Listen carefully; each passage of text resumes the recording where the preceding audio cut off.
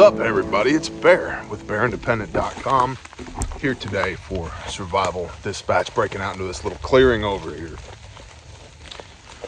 What I wanted to talk to you about today is suburban homesteading. Now, probably a scary thought for a lot of y'all, but it need not be. Why is that important? Because the ability to produce your own calories may become vitally important to you and yours for the continued well-being of you and your people.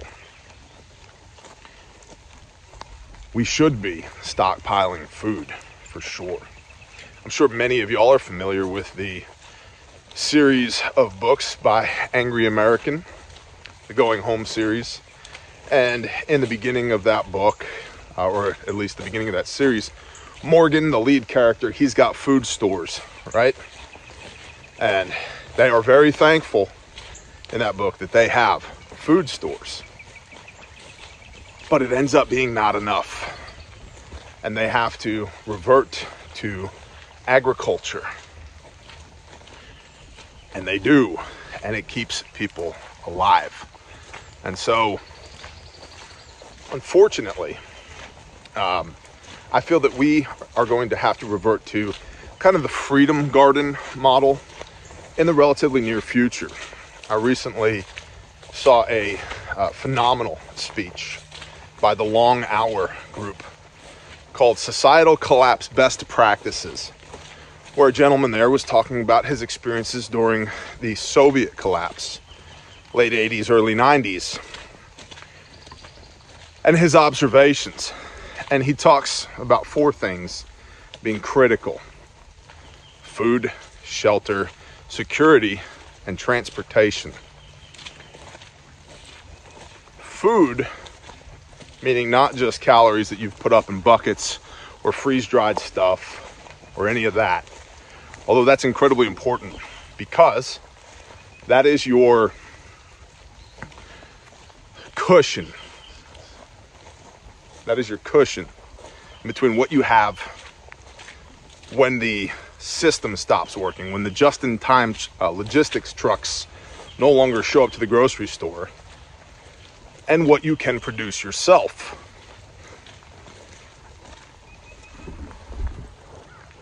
So,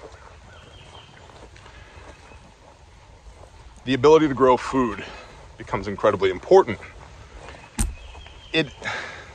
The ability to grow food is not an inherent skill set that most people have. You know what? It's pretty here and it's raining. Let's stop. Yeah, the best camera work, believe it.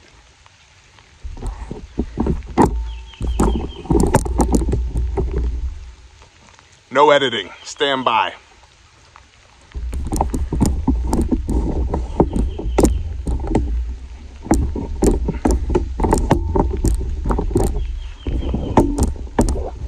There we go. The ability to produce food becomes vitally important, and it's not an inherent skill set. You need practice at this, just like shooting a rifle or a pistol is not an inherent skill set. You need practice at it. And if you haven't done it in a while, those skills that you've developed get a little rusty. So you should be producing food, which gets us back to that freedom garden concept or the suburban homestead. And so it's quite doable. That's what I want to encourage you in. I've done it. When I lived in North Texas before I relocated to this beautiful swath of paradise, we had a suburban homestead on 1/3 of an acre. We had 11 raised beds. We had row crops. We had meat rabbits. We had meat chickens in a little tiny chicken tractor that I drug around the backyard. We had berry bushes. We had fruit trees. We had mature pecan trees. And we had laying hens all in our backyard. And by being able to do that, we offset our actual grocery bill by 40%. Our grocery bill went from about $300 every time we went to the store, me, wife, 3 kids, to $180 every time we went to the store. Butchered our own meat right there in the backyard, grew our own vegetables right there in the backyard. Row crops, potatoes, sweet corn, awesome, berry bushes, pecans. It was awesome. Now, 40% is not 100%, but it is something. And it took probably a month of weekends to get the backyard set up that way. And then it took about a half an hour a day to water and weed, feed the chickens, that kind of stuff. And then an hour or two each weekend to really stay on top of things. That's a small return on investment when the system works for a large amount of food. I would imagine, I have not done it, but I would imagine, had we spent more time and been more diligent with that, we could have produced more than 40% of our own food in our backyard in suburbia. So if I can do it, I'm not special. I'm not brilliant. I'm not, none of that. I'm just a guy. I'm a guy destroying all of your excuses. Okay? So if I can do it, you can do it, and you should do it, because not only do you need to develop these skills, you feel great about eating food that you grew. It's the best in the world. It's awesome. There's something about grabbing one of those meat birds and processing that meat bird and frying that chicken up. It's the best fried chicken you've ever had. No hormones, no chemicals, non-GMO, no antibiotics, no, snot-nosed 17-year-old kid with the Rona preparing your food at the KFC drive-thru. No, it's yours. You did it. You and the Father did it. Those raised beds where your vegetables come up. Fresh salad greens, oh my gosh. Do I look like a guy that eats salads? Not so much. But fresh salad greens, the best I've ever had. And so if I can do it, you can do it. And there's no reason why you shouldn't do it. Oh, well, it's hard. Yeah, life is hard. Suck it up, Buttercup. You know what's really hard? Starving to death. And if you're doing it, and your neighbors are doing it, and everybody's doing it, in your community, your MAG, your mutual assistance group, your prepper group, your whatever, everybody's doing it, you're going to produce a lot of food. And I think that's going to become vitally important. Again, looking at the societal collapse of the USSR, late 80s, early 90s, money was worth nothing. Food was not readily available. A lot of people spent a lot of time standing in bread lines, but communities did come together. Things did get done because like-minded individuals pooled their labor and their resources, not in a communistic way, but in a voluntary way, to do the things, air quote, that they needed to do in order to survive. And so, specifically, what should you be growing in your backyard? If you can, backyard chickens rock. And probably the best, easiest little permaculture circle you can make is manure from backyard chickens and meat rabbits that are then composted, which then go into raised beds. And you eat the food that come out of the raised beds. And then you feed the leftovers from that, the stalks, the leaves, all of that, back to your rabbits and your chickens. You get a nice little circle, right? And compost everything you can. Compost was the unlock for me. At one time, I had 10 cubic yards of beautiful, fluffy chocolate cake, black dirt compost in my backyard in suburbia. I was militant about stealing other people's leaf bags that they, the cardboard, brown paper leaf bags that they leave out on the street. I would steal those. I was helping the city out. I would take those and I would compost those. Or I would take those and I would throw them into my chicken run, and then the chickens scratch through it and make beautiful black dirt.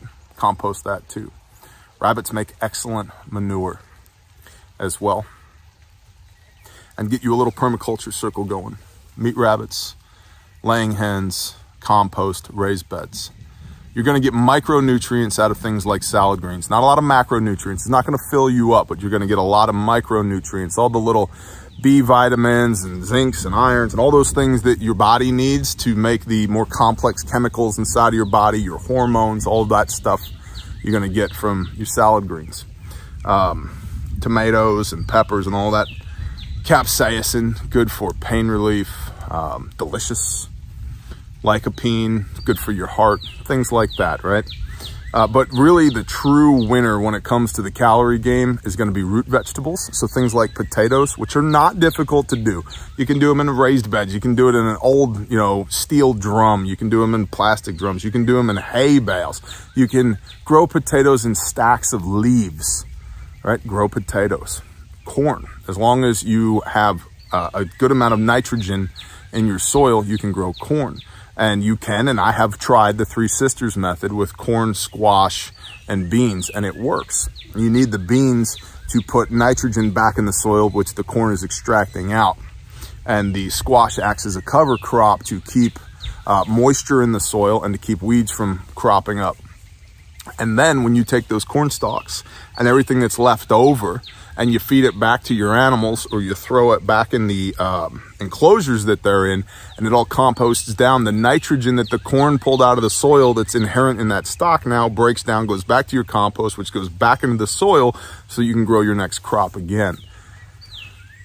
There are a bunch of really smart people, way smarter than I am, that are already doing this and are doing a phenomenal job at it. Life on Our Micro Farm is a small YouTube channel that does a really good job at this. Lymph, Life on Our Micro Farm. You can find them here on YouTube. Justin Rhodes is another small scale farmer. Has a much larger following. Joel Salatin at Polyface Farms, obviously a huge operation, but his stuff is eminently scalable. And I really got started down the rabbit hole of backyard permaculture due to Joel Salatin at Polyface Farms. There's another gentleman by the name of Matt Powers that is a wealth of knowledge on this stuff. And the point here is you should start to do these things. I want you to be as prepared as possible. And with that, again, societal collapse best practices: food, shelter, security, transportation. Food. An army marches on its what? So that's going to deal a lot with your security. I get people all the time that say, well, Bear, I'm just going to come and take what you got. Bring it, brah. 3 hots and a cot makes it a lot easier for us to defend this place than when you haven't eaten in a couple of weeks. It's just stupid mentality. On top of that, for those briefly touching on the werewolf prepper mindset, you have one life. One. And you're going to risk it trying to take something that somebody else stockpiled with their blood, sweat, and tears. First of all, you're a scumbag. Shame on you. Second of all, why would you gamble the one life that you have on something as simple as food? Food still is relatively cheap and available. So you should be stockpiling food out the wazoo. You should be stacking it to the rafters right now because you can. I don't know how much longer that's going to last. If we look at our macro societal indicators, food shortages are one of the things that are being reported around the globe. And it's just a matter of time, especially with the weakening US dollar, that we're no longer able to get as much food as we used to get. And one could argue, based upon American obesity rates, that's not necessarily a bad thing. However, I don't want you to starve to death. So the concept that you're going to spend the one life that you have, that you're going to throw all your chips on the table, you're going to go all in to go take what somebody else has, and maybe get your ass shot off in the process, is the dumbest thing I've ever heard. Bro, go buy rice and beans. They're cheap. Number 10 cans are cheap. Go do it. Get your head out of the gutter and go be productive. Be a productive member of society now before the world ends, and maybe afterwards as well. Food. It's really important. There's myriad sources, and this crops up over and over again. Pick your favorite prepper novel. They need food. They always need food. And I think you are going to need food too, which is why you should be stockpiling food. You should also be developing your suburban homestead however you can, wherever you are. Learn to grow food. And people will say, well, I'm trying to get out of the cities. I want to move out into a place like this. What do I do? You'll learn. And you learn by doing where you are right now, so that when you come out to a place like this, you're not starting from scratch. Lastly, those survival seed vault things, they're not magical, and there's no potatoes in there. Remember the micronutrients thing? The vast majority of what's inside of there is allows you to operate at a caloric deficit. You spend more calories planting than you get back when you harvest. That's a problem. Additionally, If all you're looking at is macros here, it's a lose. But additionally, they don't just grow. You have to learn how to grow food. It's not magical. You have to put the time into it to understand how to use it. Just like your rifle. If you own it but it's not zeroed, it doesn't matter. If you own seeds but you don't know how to plant, it doesn't matter. Well, I'll figure it out when the world ends. You will, and you'll be betting your life on it. Again, probably not a great idea. So start now where you're at. If I can do it, you can do it. I did do it, and there's many others that are doing it as well right now in suburbia across the Americas. Excuse me, I'm not good at talking. So be encouraged, y'all. It's doable, and I believe that you should do it. I appreciate y'all. Thank you to Survival Dispatch for letting yet another bearded survivalist hang out in your presence. Y'all are awesome. If you're new to Survival Dispatch, make sure to click the subscribe button, ring the little bell icon, check out all the other videos from all the other content creators here. And if you'd like to see more of me for some ridiculous reason, Bear Independent on YouTube, bearindependent.com. We're around. You can find us. Bless y'all. Bear out.